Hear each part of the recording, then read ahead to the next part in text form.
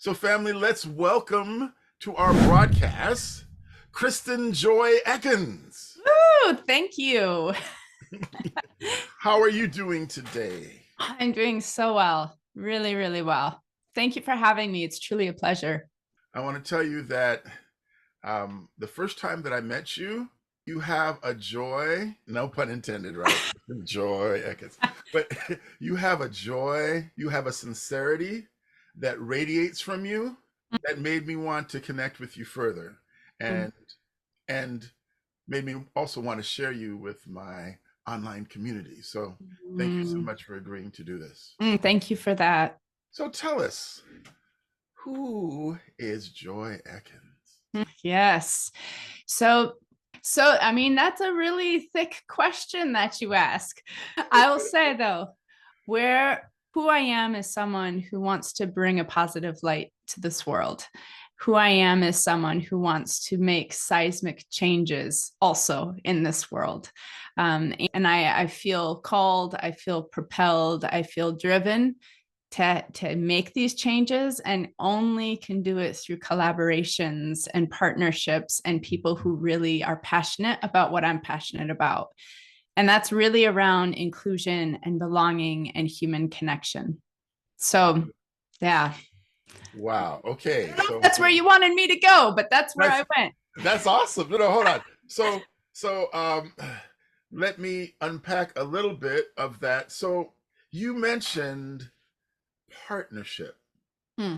Okay, so change is really core to who I am and what I do online. Yes. When I started this change podcast, I had a bunch of followers on TikTok and Instagram, and I said, hey guys, daily in my DMs, you all are asking me to pray about situations or asking me for counsel. What would you want to know? If I interviewed some people, what would you want to know about?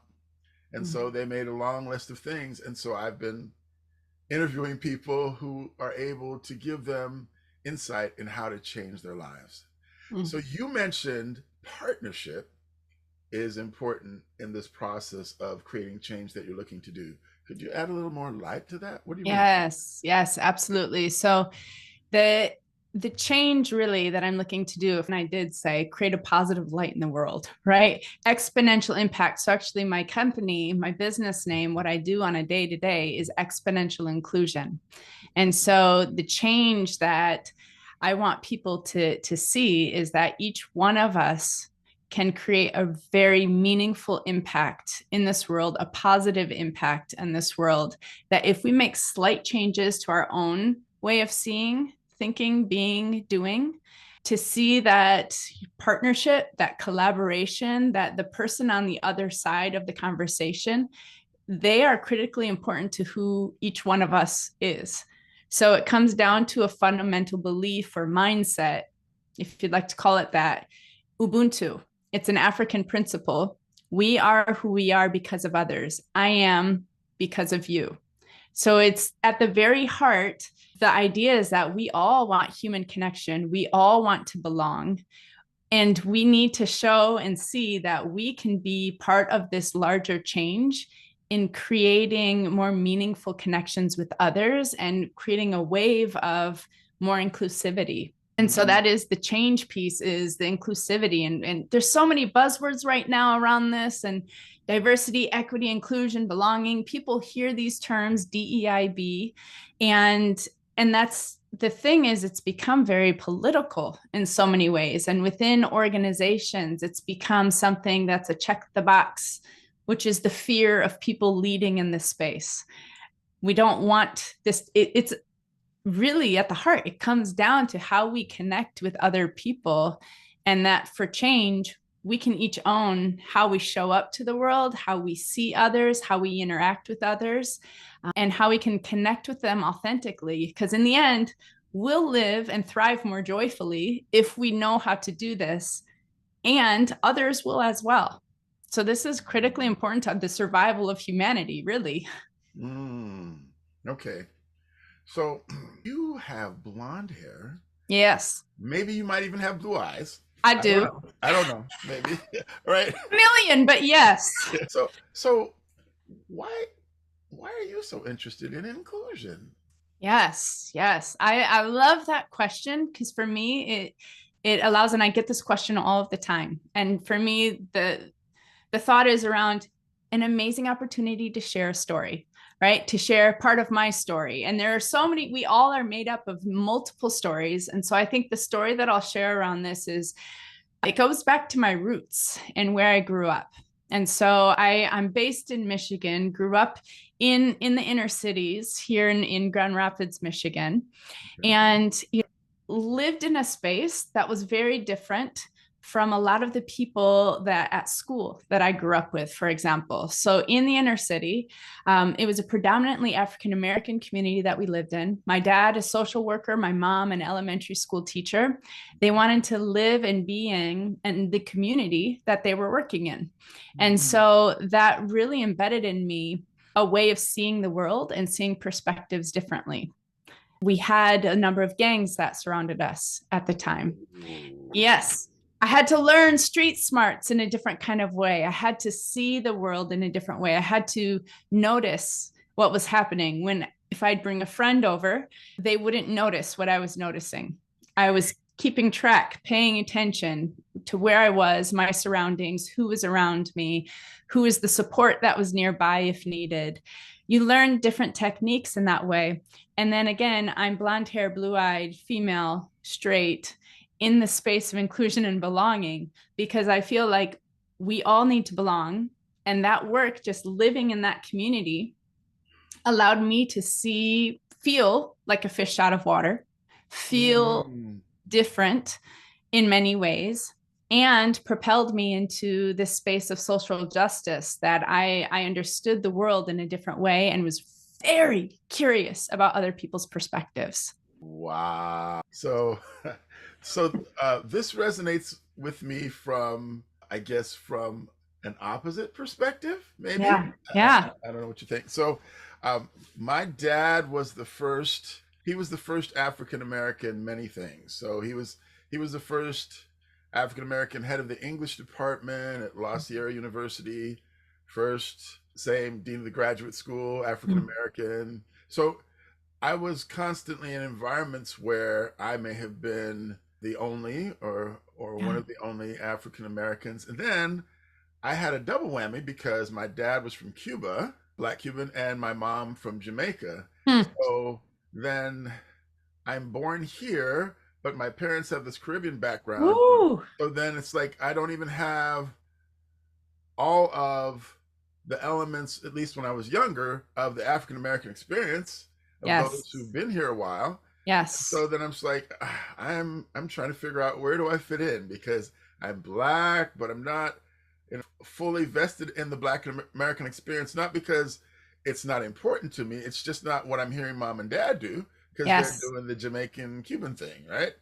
And then I'm constantly in these environments that are multicultural. My childhood best friends from I was born in Lincoln, Nebraska, and then moved to Southern California. And my childhood best friends, Russell and Rankin, are Chinese. Hmm. And my two female best friends, Arlene and Yvonne, are Indian and Filipino. So Mhm. it's just like a very, Yes. like that. And so I am glad that there is a movement to create environments where people can feel that they belong. And it's the term that I'm using in this space is around cultural edge walkers. So, Mm-hmm. what you just described, a lot of the work that I've done, so over the last 20 plus years, I've been working within organizations, outside of organizations, in nonprofits, all of this around the world, and seeing people feel the pain of what you just said, that they're in between cultures or that they are in between spaces, in between worlds, and they're trying to understand what their identity then is within that and how then it affects how they show up to the world if they haven't understood fully what that means and how they can bring voice. So I've worked a lot in the Latinx communities. I've worked a lot in Hablo español también. I speak Spanish also. I've lived in Spain, Mexico, Costa Rica. For me, this is a global level work that we need to do. And so one of my major projects right now is actually in Saudi Arabia, and I go there 2 to 3 times a year.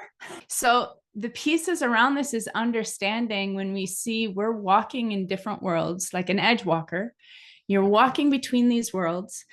And at the same time, those who I want to call into action are those who already understand how to bridge worlds for people, not just for themselves, but it starts with ourselves. Okay. And then we're bridging for others, because we need to have more of this light. This is where the light, positivity, energy, joy comes, when we can connect and collaborate and partner to make this happen on an exponential scale. So I'm like, oh man, she's calling me out. So those of us who've had this experience, I wanted to ask you, for my audience, people who want personal change or even change in their community, how do they go about creating change? So I guess I should ask, so how do us edge walkers, what you expected us to do? How do we create change? So I'm gonna start with three things that they may sound simple as I say them, and then once you click down in and really look at it more, they are complicated in many ways, but I want to make it as simple as possible. So picture a Venn diagram, and at the very center is Ubuntu. The very center is the belonging. So that's what the core of everything is that we're working on. You want the steps to be stemmed to something that you believe in.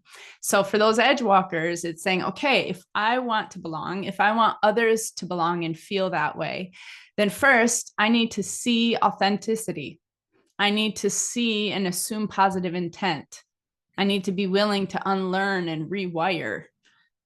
Our brains automatically want to judge. That's just how we're built. We want to judge. And so it's based on our amygdala, fight and flight. We're trying to figure out, how do I interact when something's uncomfortable or different than what I'm used to? So we go into this systems one thinking that's rapid decisions, and we're not quite sure how to approach things. So we just make decisions based on our values and what we know. So the first thing is, if you want to see someone and authentically see them and see the authenticity in them, then we have to slow our brains down, train ourselves to slow down and reframe, which simply means just pause before we speak. If you have a reaction in your gut, just pause and think about what you're about to say. And does it make sense if you take their perspectives into light? So I'll pause there, but that's the number one thing, is seeing authenticity. You want me to throw out the next one, or you have a question about it? So I just want to make sure I understand. So yes. When I'm interacting with people, I should be sensitive to the fact that they are looking at the same circumstance or set of facts that I am, but from a different history or a different framework. And therefore, it may hit them differently. And so when they speak to me, what might even offend me maybe, or cause me to raise my eyebrow, I should pause for a moment and consider their framework and their perspective before I react. Yes, I love that. You said it so perfectly. Can I just, quote that? Say, this is what it is. I just want to make sure I'm being a good student. You got it. So I'm gonna have to say, so I interviewed social media expert Brendan Kane. Yes. And he changed my life, because from now on, I'm going to make sure I understand things, because he had to go back and forth with me. Like, half the interview is him saying, oh. So now I'm like, oh, no. I'm going to make sure I got it. Yeah, you nailed it. And what I would say, just to add to that, is, so I'm actually currently studying at Stanford, which just seems like a world away from where I was young in life, right? And I'm studying in an executive program there, and I just completed a course on values-based leadership, and it is just so powerful, because exactly what you said, the whole course was summed up in what you just said. We come from with our own experiences, our own angles, and actually our own moral senses of what's right and what's wrong. Okay. We come with that because we've learned it from our guardians, from the people who surround us, from the schooling that we've had, all of that. So we come already thinking, I know what's right and what's wrong, because that's what we need to make decisions. But the problem and the conflict comes when we interact with one other person, whether it's even a spouse who has come from a whole different set of moral senses and understandings and intuitions about what's right or wrong. So trying to just understand that we have to express curiosity. We have to. Otherwise, we will have conflict, and it won't be joyful conflict. All right. So good. We got one down. I'll go fast through the next two because I know we just want to connect on a few of these briefly. The second thing, again, the core is Ubuntu, belonging. We want to connect perspectives. So it's very related to what we talked about. First, you're seeing authenticity in people, that they have stories and you have story. Second, you are seeing that they come from a fully different perspective than you, which takes that curiosity. So, when I think about perspectives, it's all about bridging the differences that we have. So, real quick story on this. As you asked me about, so you're blonde, maybe blue-eyed, and you're doing this work. For me, I see that as a connection point. For some, and when I first started in this work, I actually would be like, what? Does he not think that I'm worthy of doing this work? That was 20 years ago. I've come a long way now. And now it's to the point of amazing. What a great connection point. I'll share a little bit about myself. And then usually when I do keynotes, I surprise the crowd, and I'm giving my secret away right now, but surprise them. And I did it earlier, but I will start en español solamente, hablando solamente en español, y ellos digan, ¿qué es esto? ¿Ella habla en español? You'll say, what's going on? She speaks Spanish? Who is she? And that's just a great way for us to connect perspectives. Because now that I know that you have a Cuban father, right? Then I understand a little bit more from background, because my background is in teaching English to speakers of other languages and the struggles that migrant workers, immigrants had, and refugees coming to the United States. And I've worked with Cuban families doing that. So it's just a whole nother level of, I see connection. Wow. The third one? You want me to move there? Go ahead and give us the third one, because I know we're going to have part 2. You're going to have you back because you just have so much. We're out of time. All right. So the one is just thrive joyfully. And if, I'm talking about each one of us individually to thrive joyfully, it's really understanding and knowing and being confident that we have a path in which we can thrive joyfully. But for each one of us, it looks different. And for some of us, we have more challenges. So in the United States, for some groups, there are more challenges in place because of structures that are here in the United States and what they were built on. And so this is where racism, when we talk about that there are structures in place. And this is what gets hard. It's figuring out how to thrive in spaces that maybe weren't built by people who think and value the same things as we do. And so how do we find joy in those steps when they can be painful and the journey can be painful? Well, for me personally, my approach is now to others saying, I believe in you. I believe in you and that you can do this. And I'm here to support you. And here's some tools and some new habits. And I'm also going to unlearn things and learn the tools and the habits that I need to help others and myself thrive joyfully. Wow. I'm saying wow for a moment.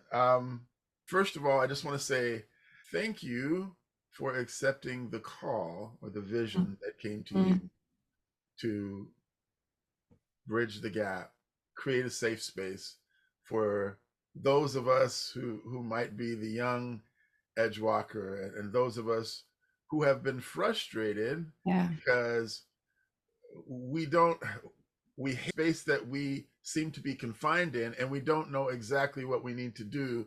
And so I feel like I just want to ask one other question. You received training to be able to do this better, yes?